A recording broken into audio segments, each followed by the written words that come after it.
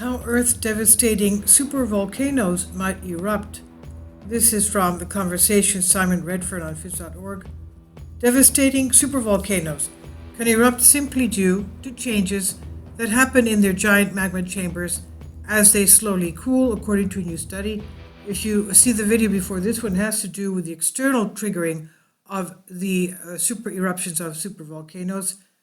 They're so huge in size that an earthquake could crack the roof of their magma chamber and then cause a super eruption. So they act differently than regular volcanoes. The findings mark the first time researchers have been able to explain the mechanism behind the eruptions of the largest volcanoes on Earth. As we know, there's about 21 supervolcanoes in our planet. Now, geologists have identified the roots of a number of ancient and possible future supervolcanoes across the globe. No supervolcano has yet exploded in our human history, but the rock records demonstrate how devastating any eruption would be in today's civilization. Perhaps most famous is the Yellowstone supervolcano, as we know, in Wyoming, which has erupted 3 times in the past 2 million years. The last eruption, a super eruption, occurred about 630,000 years ago. Today I've posted, if you'll see back in a couple of videos, I've posted a lot on extinction level events having to do with volcanic eruptions and how devastating it was to our fauna and flora, extinction level events of life on Earth, and how it changed our climate from volcanic eruptions. Now, these giant volcanic time bombs, these super eruptions, seem to explode once every few 100,000 years, and when they do, they throw huge volumes of ash into the sky. At Yellowstone, the eruption that happened 2 million years ago ejected more than 2,000 cubic kilometers of material, thus enough to cover Greater London in a mile-thick layer of ash. I support my Patreon account. The daily posts are 5 videos daily, and they are totally different from what I have on my YouTube channel. Thank you so much for your support and that you find all my content so interesting. You'll find the Patreon account details in the description box.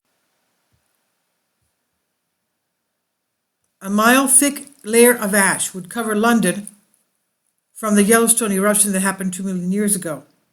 It's estimated that a super eruption like that would drive a global temperature drop of 10 degrees Celsius for more than 10 years. Such a dramatic change in global climate is difficult to understand. Aside from the instant local devastation, there would be global impacts such as crop failures followed by large famines, of course. Mile-thick ash in London? Mile-high mountains of ash? Now, despite their potential threat, comparable to a large asteroid impact, the mechanisms and origins of super eruptions have remained obscure. Modestly sized volcanoes operate on different timescales and magnitudes, and their eruptions appear to be triggered by pulses of molten rock, the magma, which increase the pressure in the underground magma chambers that feed their vents.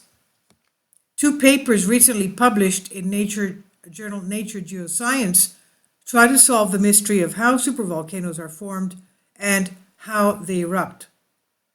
Now, using experiments and computer modeling, scientists have discovered that what drives a super eruption, and they find that over time, the underground magma becomes increasingly more buoyant. Eventually, it becomes a bit like a beach ball held down beneath the waves, and when it's released, it shoots into the air, forcing up the dense water around it. We're talking about the beach ball, but the same happens with the magma chamber in a supervolcano. Now, in the first paper, a team led by Wynne Malfait and Carmen Sanchez Valle of Zurich used a synchrotron, that's an accelerator that can generate intense X-rays, to measure the density, temperature, and pressure of molten rock held in conditions resembling those of a magma chamber several kilometers below the Earth's surface. And now we know that the roof of the magma chamber in Yellowstone is only 3 miles down. If you're stepping around there, like the visitors do, wandering around watching the geysers, well, the roof of the magma chamber is only 3 miles below you. So here, though, they're talking about magma chambers being several kilometers below the surface. This requires them to mimic deep Earth conditions in a lab at the European Synchrotron Radiation Facility, holding samples at temperatures up to 1,700 degrees Celsius and the pressure of 36,000 atmospheres. To feed a supervolcano, you need a huge magma chamber, such as what Yellowstone has. It also has a huge reservoir. Now, the Zurich team's results show that as the magma chamber cools, it begins to solidify and crystals grow in it that are denser than the magma. As these fall to the base of the chamber, the remaining molten rock gets progressively less dense. If there is enough of it, their measurements indicate that the magma eventually becomes light enough that it can force its way through more than 10 kilometers of Earth's overlying crust. That's about 6 miles down. Co-author Carmen Sanchez-Valle, also at ETH Zurich, said, "Our research has shown that the pressure is actually large enough for the Earth's crust to break. As it rises to the surface, the magma will expand violently, which is well-known origin of a volcanic eruption."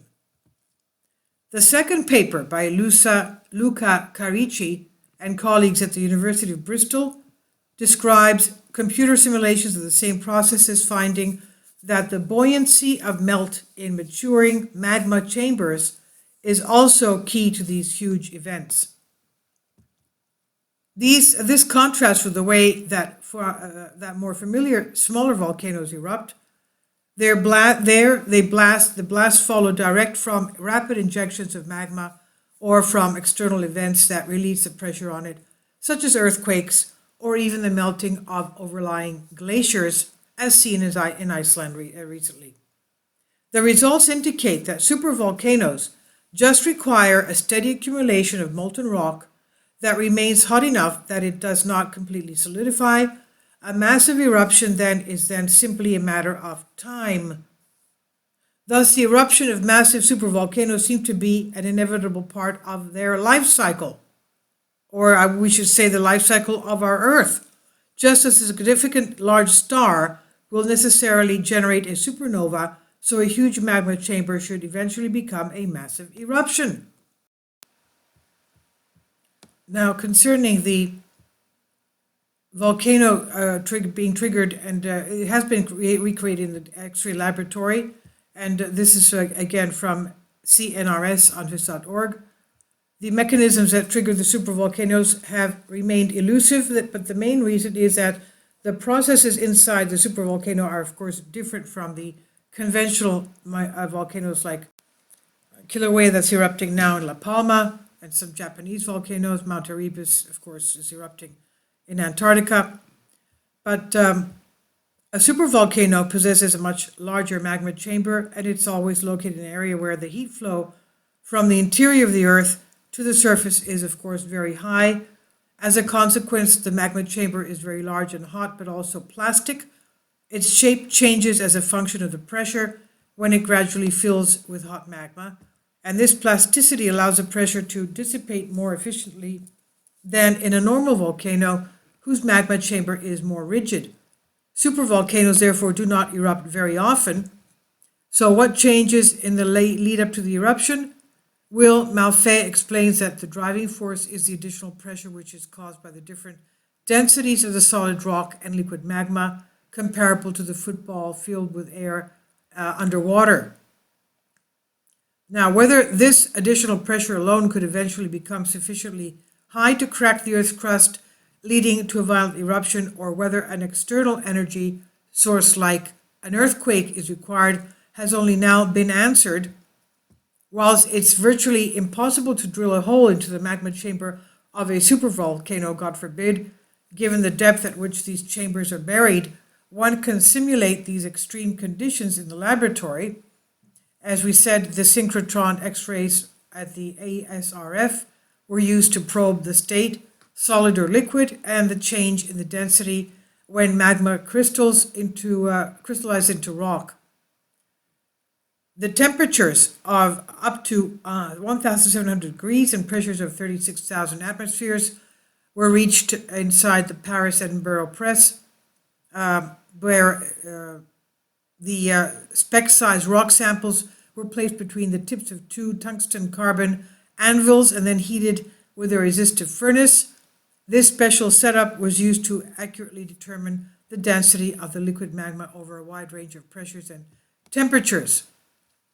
Magma often includes water, which as vapor adds additional pressure. Scientists also determine magma densities as a function of water content. The results of their measurements showed that the pressure resulting from differences in density between solid and liquid magma rock is sufficient in itself to crack more than 10 kilometers of Earth's crust above the magma chamber, that's 6 miles.